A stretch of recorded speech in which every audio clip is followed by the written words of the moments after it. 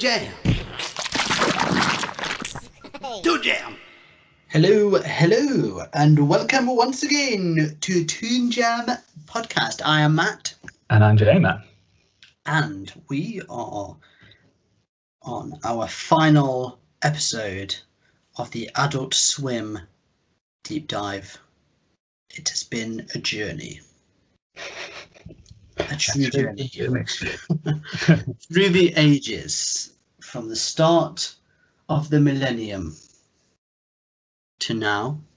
And we are ending on a very, very new entry. J.J. Villard's Fairy Tales. J.J. Villard's Fairy Tales is an American animated horror comedy television series created by, you guessed it, J.J. Villard. The series premiered on Cartoon Network's late night programming block Adult Swim, which you also will have known, on May the 10th, 2020, Year of Disease. Also known. There are 6 episodes, all based on fairy tales. So there is the Goldilocks Massacre, Boypunzel, Little Red Riding Hood, Pinocchio, Rumpelstiltskin, and Snow White. I think after episode 2, they kind of just gave up on the different names. Yeah. And just went with the originals. It has been nominated, for a Annecy International Animation Film Festival for the TV films category, and that was for the episode Boypunzel, which is coincidentally the one we ourselves watched.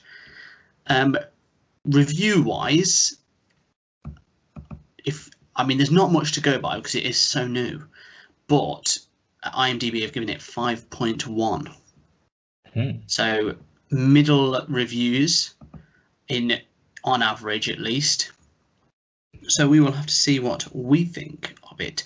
Have you ever come across either this or any of J.J. Villard's previous works, such as King Star King or J.J. Villard's Trap Universe?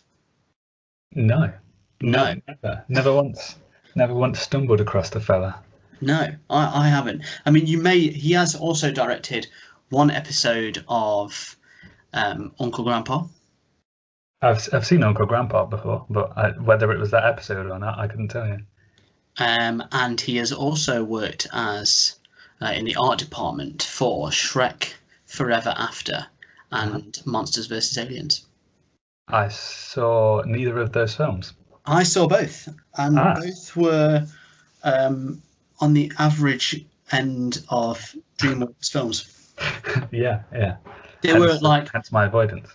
If you were to rate, they wouldn't be at the bottom, but they would not be at the top. They'd be around 5.1. That's his style. That's the Villard style. That's the Villard way. So this is completely fresh to us. Yeah. This is the newest thing we've done to date. Brand new, J.J. Villard's Fairy Tales. So what your first sort of thoughts going in? You see the intro. Let's start with the intro. Let's go from the very top. First thing you think?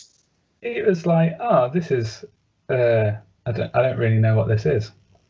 Because the intro is like this. The little tune that plays in the background is like very generic, and like the animations are just like not really doing anything for you. It's just kind of like it's a loading screen almost.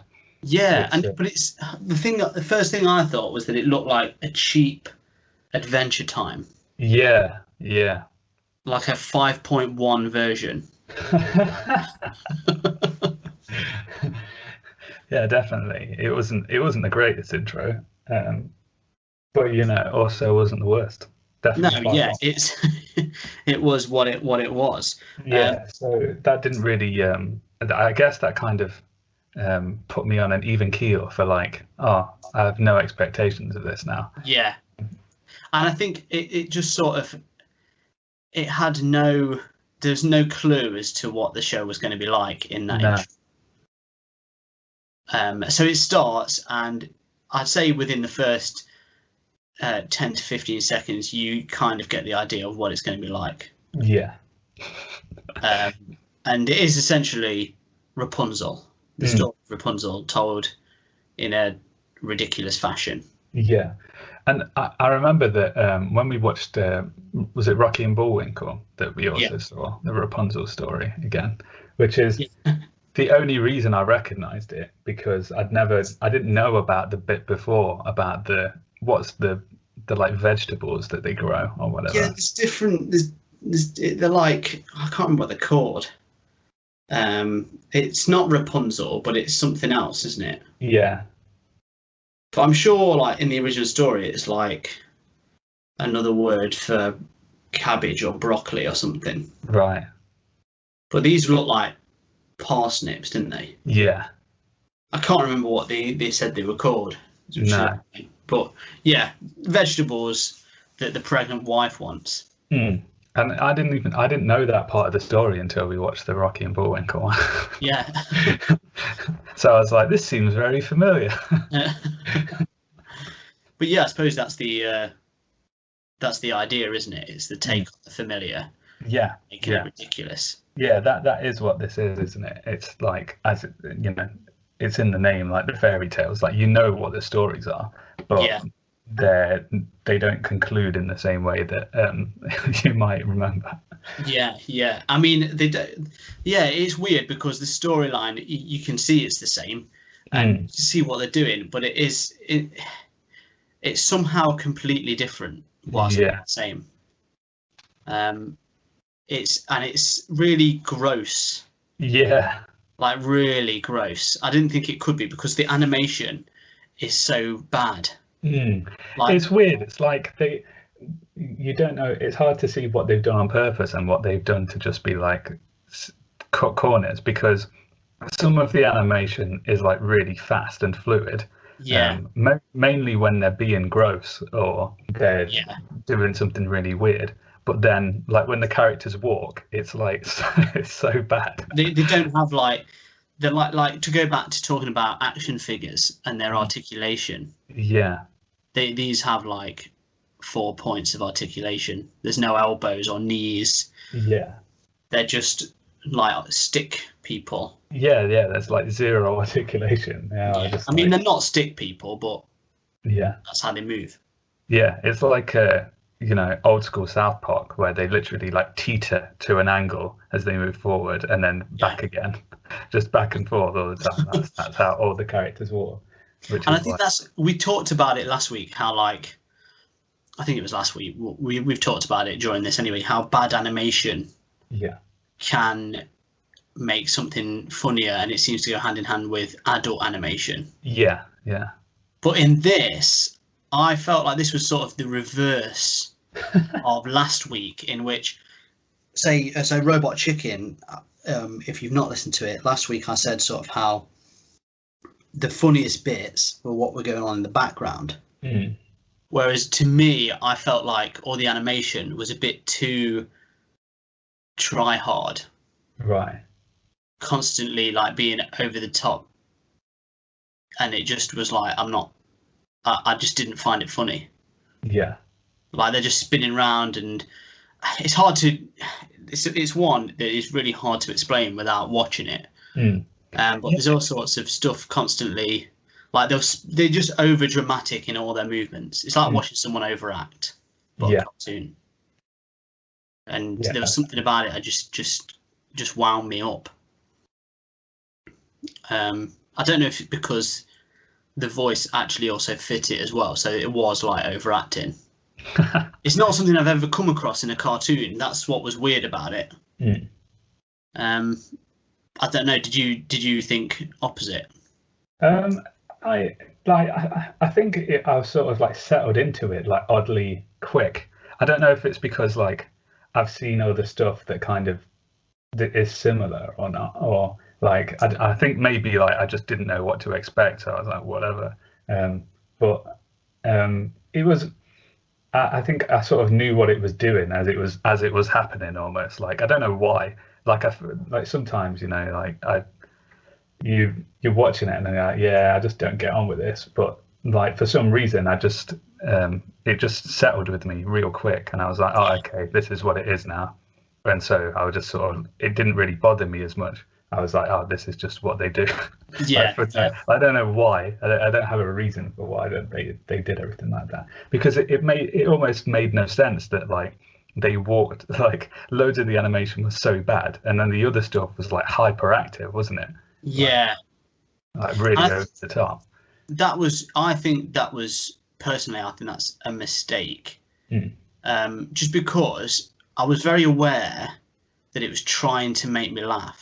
And I think when you know something's trying to make you laugh, it sounds daft. You go and watch a comedy, you know it's to make you laugh. But when you know something and you realise something's there to try and make you, then you don't find it as funny, do you? You just like see what you're doing, whatever. Yeah. It didn't bother me as much. I think a lot of it was to do with the fact that like I quite liked some of the. It's almost like they had to like fit in extra stuff into these. Just sometimes the characters are having conversations and there's nothing else to be done, so like someone just starts spinning around on their head for some reason or whatever. Yeah. And it was like I almost enjoyed how like creative they got with like, well, what are they going to do now? They've got this 2 seconds of space, and then like somebody like turns inside out or something for no particular reason. And it was like, oh, okay, fair enough. Like, I think I liked how unpredictable it was, because it didn't do what you expected it to do. And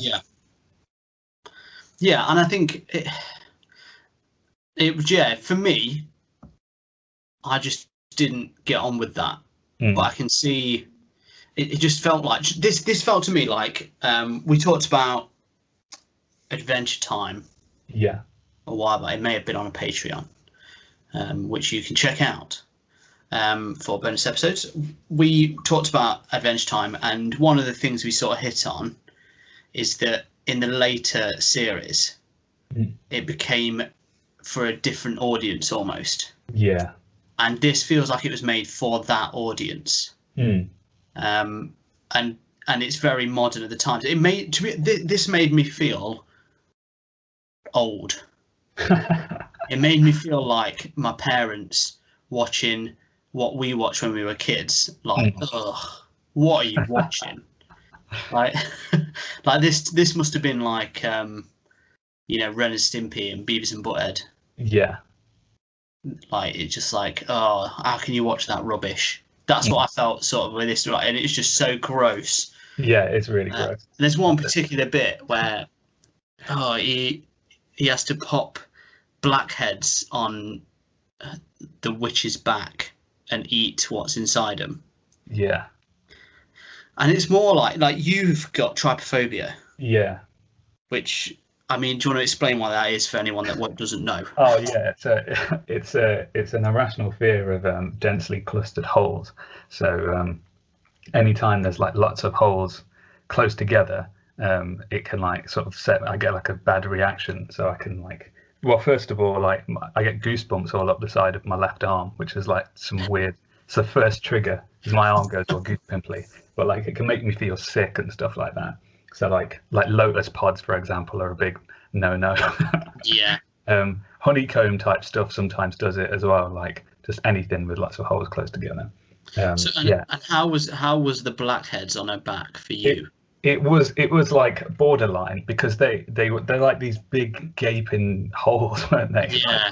On her back, but there wasn't too many of them. It's still pretty. It did look horrible the first time I saw it, but luckily it's the art style isn't quite as realistic as it could have been, so it wasn't too bad. Yeah. But it was still nasty. Like the act of it as well was also pretty gross. Yeah, I mean and I think the problem for me was I was eating my breakfast while I was watching this. Just eating like a frube or something. Yeah. Oh, it was horrible. I will give it that. It's pretty gross, and I think it's meant to be. Yeah. Like it's weird. It's weird how something's so crudely animated, and the animation style is not particularly like detailed. No. But it still was really upsetting. Yeah. I ended up watching another episode as well, and that was equally as gross. But that was accidental because I watched the wrong one. So right. So let's sort of the main jokes. We've not really covered the main jokes, the humor of it. How did you find that? It wasn't like great, but it was. I think a lot of it, and I think the stuff I found funny was just like the sort of kids and stuff being immature, and like just how stupid some of the characters were. I think those were the funniest parts for me. Whereas like a lot of the, like the overaction and the gross out stuff. I mean, I did like that as well, but everything else was just kind of like whatever. Yeah. I felt the written gags. Just there was nothing that stood out. No, I wasn't particularly. It felt like, it didn't feel like. I know it's called Adult Swim, but it felt like this was made for teenagers. Yeah, that were getting away with watching it, sort of thing. Yeah, it did. It did feel like it was for a younger audience. Yeah. It felt like the dark side of like Thundercats Raw. Yeah. That sort of tone. Like their team had snuck away somewhere and created J.J. Villard. Yeah. They created a monster. Yeah. He decided to make Blackhead eating cartoons. Yeah, there's so many odd bits, like the blackheads and the because the Boypunzel eventually he goes all mental with his hair and stuff, and it is quite I liked where they took the story in the end, because you weren't expecting it to kind of end up there in the end. Like I say, the unpredictable levels were enjoyable, I thought. Because I mean, most of these, probably all of these stories, you've seen a million times anyway, so you know what's coming. So it's good for them to switch it up and sort of leave you like, oh, okay, well, I didn't see you going there. Yeah, and I mean, it doesn't feel tired, the story, at all. No. And they are hundreds of years old. So I suppose to a degree all stories are, but to see that story over and over again, every version, it has to be a fresh version, otherwise you're not going to take anything away from it, are you? That's it. Yeah. So, I found as well that it was really cool. The people doing the voice acting were pretty much all like horror actors and stuff like that. People that had been in were they before? So you had Finn Wolfhard from Stranger Things and It. You had like Millie Shapiro, who's the little girl from Hereditary. You had someone from the actress who played Laura Palmer in Twin Peaks. There was Doug Bradley, Hellraiser himself, was in it. Yeah. The dead weird. It was a pretty cool cast. Yeah. It's like pretty much all made up of people from. Yeah, so I'm just looking at it now. They've got Corey Feldman. Oh, nice. Keith David. Oh, yeah. Obviously, I mean, that's just any cartoon, really. Yeah, that is pretty much any cartoon. Robert Englund. Oh, yeah, Freddy Krueger himself. There you go. There's loads. So yeah, you're into your horror stuff. I guess it's pretty cool. Well, all right then. Shall we move on to our ratings then? Yeah. Hello, listener. Are you tired of being overwhelmed by all of your experiences? Well, do not worry about that anymore, thanks to the new J.J. Villard 5.1 system. Hi, J.J. Villard here, and I'm here to make sure everything's just average. That's right. So, why not try something like J.J. Villard's brand new toast method? Here, I take the toast, and I remove all of the toppings. Then I put the crusts back in just on their own and cook them to burnt perfection. Now that's average. Unmemorable. Or why not make your commute just as unmemorable with the J.J. Villard 5.1 car? I take the average car, I strip the paint so it looks exactly like metal. Inside, the seats are made out of wicker furniture. And then I make sure that the muffler is just loud enough to deafen you, but not anybody else. Now that's average. 5.1. And if you're looking for an overnight stay somewhere away and you really don't want that overwhelming joy, then try the 5.1 hotel. Here, I take an average hotel. Then I make sure the water pressure in the shower is just enough to wet your hair, but not enough for you to know that it's pressurizing. I make sure all of the taps leak just a little bit. We have the standby light on the television 3 times brighter than your average standby light. The walls are extra thin, but we house you next to people that only have high treble voices. Now that is average. Almost. Don't forget about the bed stains that you just don't know what it is. You'll never enjoy an overnight stay again, thanks to J.J. Villard and his 5.1 system. To learn more on how you can enjoy J.J. Villard's 5.1 system in all walks of life, then call now on 0800 5.1. That's J.J. Villard's 5.1 system. Don't enjoy now. Here at Toon Jam, as you may well know by now, we have a 3-point rating system, which goes as follows. So we have thumbs up, more of those parsnip type things, please. Thumbs down, blackheads for breakfast, and shaky middle, the points of articulation. So good, bad, and somewhere in the vast middle, not really sure. That is the rating system. So let us go into Boypunzel, J.J. Villard's, I'm tired of saying that word, but the name, sorry, J.J. Villard's Fairy Tales. Your thoughts? Well, like I said before, I liked their spin on the fairy tales. I like what they did with it.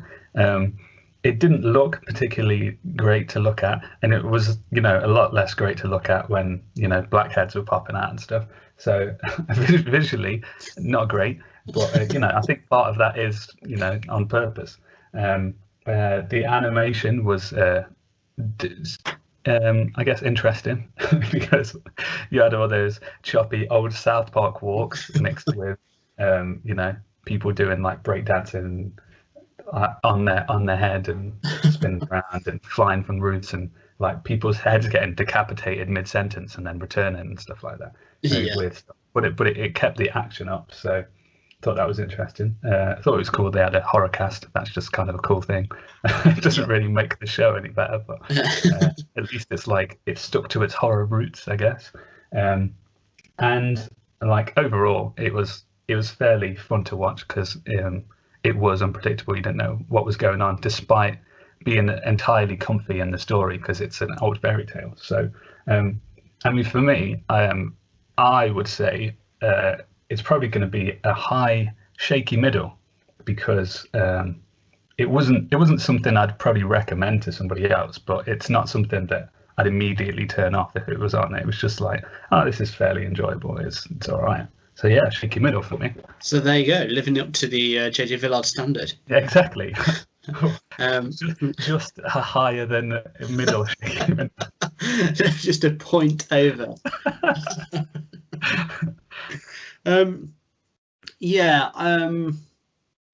This one was.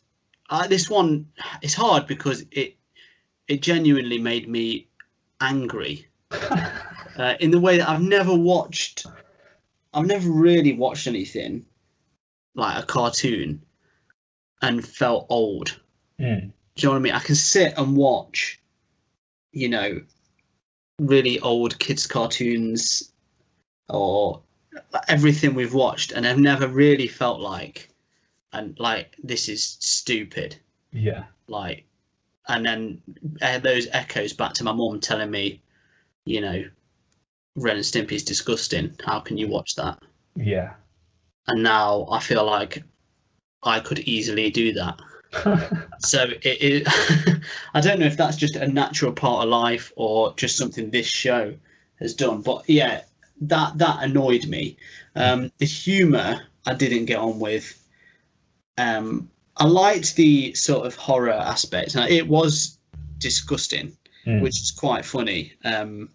How disgusting it was. That was like the only bit I really kind of was like, oh, this is actually horrible. Like, fair play. You've somehow made that disgusting out of nothing. But you know, if this is what like a spooky cartoon is now, I can't help but feel a bit sad for the old days of like Goosebumps and what was the one? What was the Tales from the Crypt Keeper? Yeah. Like those days just seem to be gone. And that's a shame because it's not really spooky. It's just disgusting. Yeah. And a bit. They just people look angry. That tends to be the guy. It reminded me of like someone I used to know, and he was always trying really hard to be hilarious, and he just wasn't funny. That's what, to me, this cartoon was. So for me, I'm a thumbs down. Oh, wow. That is the lowest rating of an Adult Swim. Yeah, that's the bum note at the end of the symphony. Oh. Right there. So you were a middle, and I was a down. There you go. Oh man, JJ Villard has not perfected his 5.1 yet. No, it should have been a clean average for both. It should have been, but alas, 'twas not. Okay, well, let's before we finish up, let's wrap up Adult Swim.